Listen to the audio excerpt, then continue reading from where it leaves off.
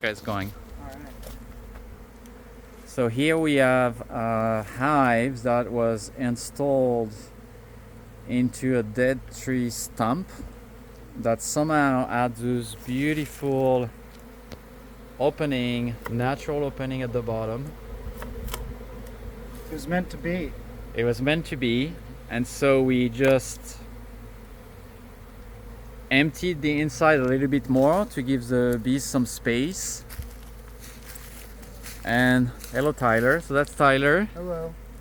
who is a professional beekeeper who knows a lot about bees, and I came to help us here at the bee sanctuary to put this new colony inside this tree. So we have a box of bees here. There's like 3 pounds of bee, which is how many bees? Probably 10,000, 20,000. Probably around 5,000. Oh, 5,000, so yeah. not that many. But that'll double very quick. And we drove to Hudson, right? 2 hours there, 2 hours back. To bring back this colony. So what we're going to do here, so you're going to see Tyler opening this little piece here where the queen is. And so the queen has his own little box. I'm just doing it slow so we don't roll any other bees in there, but And you see the bees are already on it and they're trying to free the queen.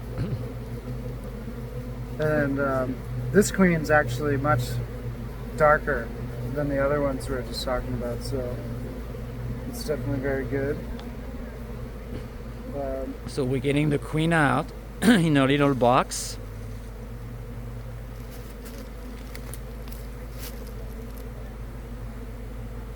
So right here you can see they have a cork keeping the queen in, and what a lot of beekeepers do is either they'll take that cork out and then they'll put fondant sugar in there, which the bees will chew away and free the queen over a day or so. What we're going to use today is just some lump of grass. So we're getting a lot of flight activity.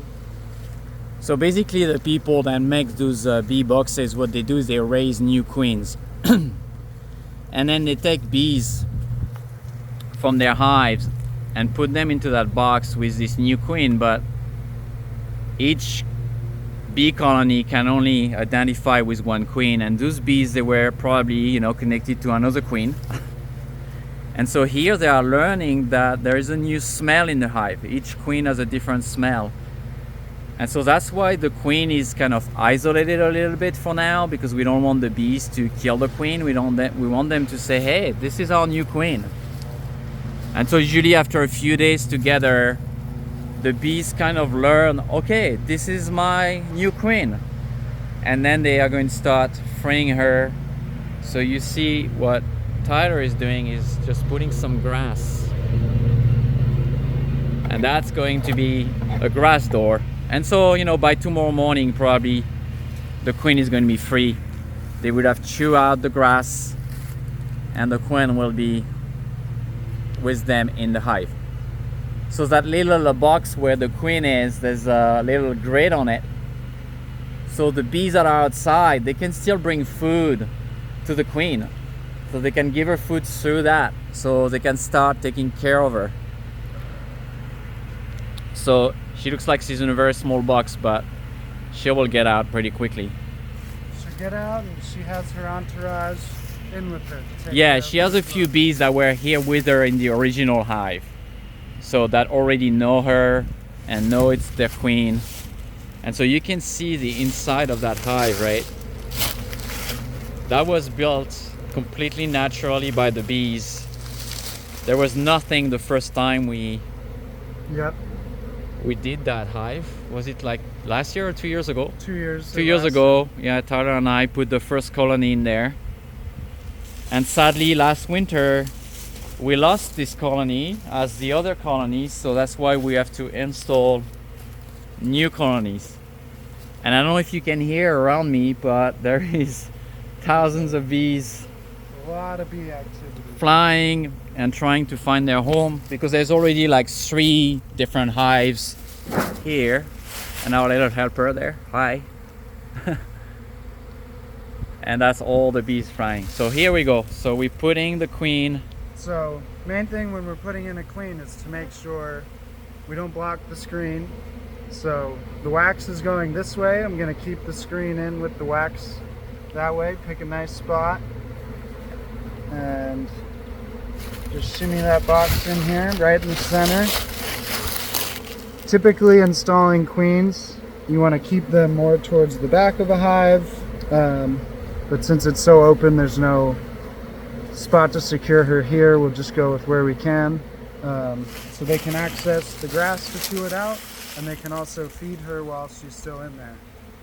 So now we just have to remove our sugar can that the bees have been fed while they've been in transit.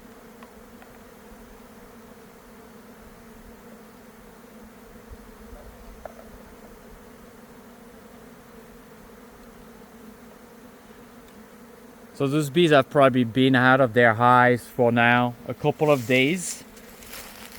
And the bees, you know, they are very clean. So they probably been holding their pee and their poop for now 48 hours, which is really one of the problems. You don't want to keep them in because they are so clean. They will just not pee and poop inside the hive. So that's also why you want to get them out quickly. So they probably all the one flying now. They're just peeing and pooping outside before returning to the hive. Yep. And here you can see the most beautiful part, which is pouring out thousands of bees into the hive.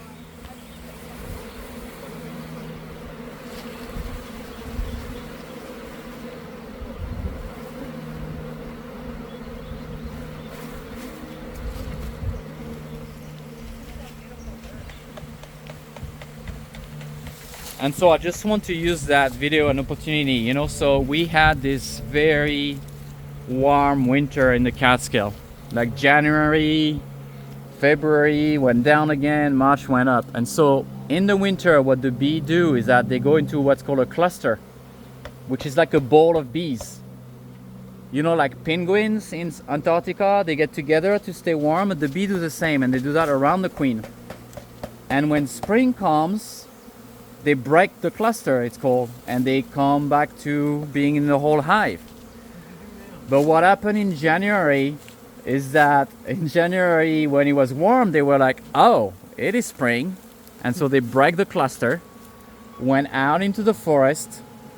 There was no food in the forest in January, right? And so when they went back into the hives, they never make the cluster. And February, the temperature went down again, and they basically freeze to death. They don't redo the cluster.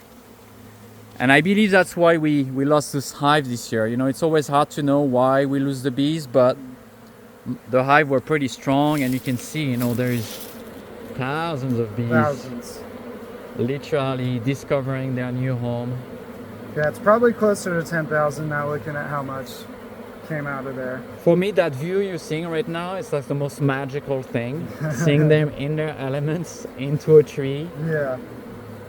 And right, discovering that is just the most beautiful experience. And they're taken to it. They're all slowly making their way deeper into the hive. So looks like they're all accepting of their home. And look at that. So we have a lot of bees flying. I'm trying to show you all of them. Here we have 3 hives in this building. We have 1 natural hive here, and this is their view. And hopefully now it's spring, there's good water available, there is pollens, there is nectar. You know, we have over 500 native plants and trees that we planted on 6 acres here, so there's a lot of food available for the bees. And so hopefully they will do really great. So we're going to close the hive now, and we're going to come check tomorrow morning and see what's going on with the bees. So I give you a last view into it. Enjoy it because it's very